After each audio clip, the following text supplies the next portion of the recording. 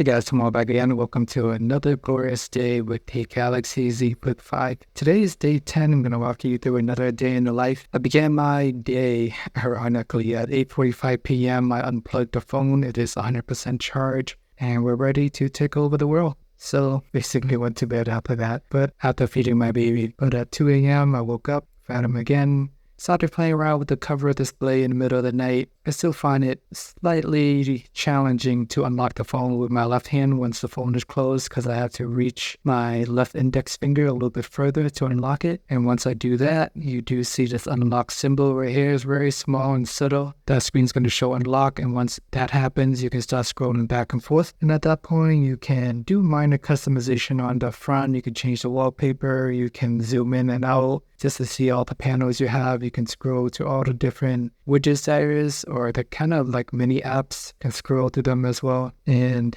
ironically, after I enable all these apps that I wanted to use on the outer display, I haven't touched it ever since. I feel like for the most part, I have the phone closed, and if I really want to use it, I'll just open it up. Occasionally, I might scroll here and there just to glance through the notification, but I don't really spend a lot of time on the outer display. But when I cannot do it, I really wanted to do it. So it's just how I feel about this phone, and it's just going through all the emotions of owning the Galaxy Z Flip 5. Morning, got bored, saw a spider climbing down my ceiling, recorded Snapchat videos, sent it to my friends. Later in the morning, I hired some people to dig up this giant concrete rock out of the ground. This used to be my deck. It was extended all the way in the back. We shortened the deck a little bit. Now it's got to remove some extra supporting rocks.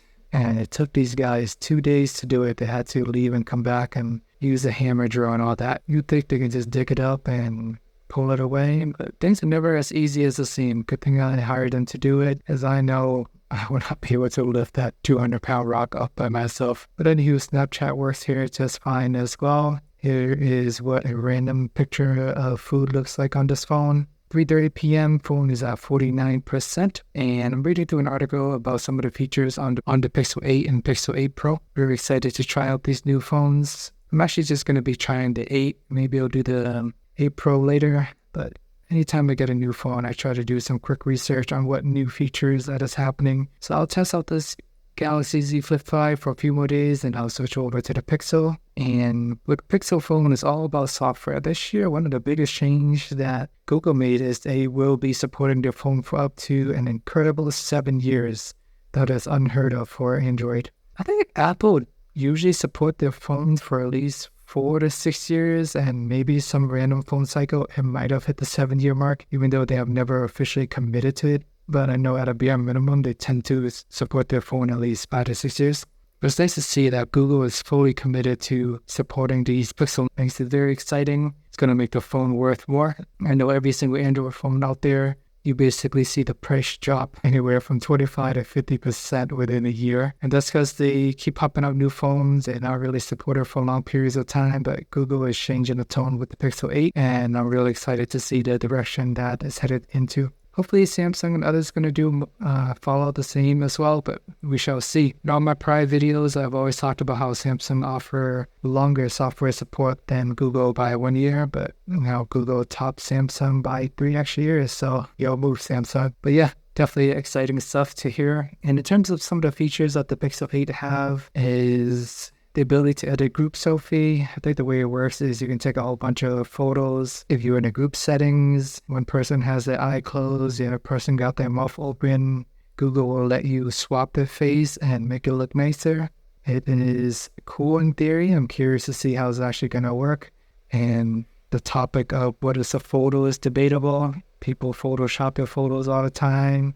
Even regular pictures on your smartphone, there is so many takes to photos. But some people prefer a more AI-looking edited look. Some people prefer it more polished. You can brighten up your cheeks and give yourself a mustache or something and change your color tone or whatever you want. So now Google is taking it a step further that you can swap faces in photos and try to create the perfect good photos that everybody's going to have to be happy with the picture. And I don't know if this work on the previous photos that you have, or it's going to require you to be in a situation where you're snapping like 5 pictures in a row and then you can go back and edit it. So I'll do some more digging and playing around once I do get the phone. It sounds cool on the surface. I don't think I'm going to use it that often or at all, but at least I'll play around with it once or twice just to see if it's worthwhile. Next on the list, they got the Magic Editor tool. So this just allows you to move the actual subject in the photo around. If some guy is all the way in the far left, you can drag him to be with the rest of the crew.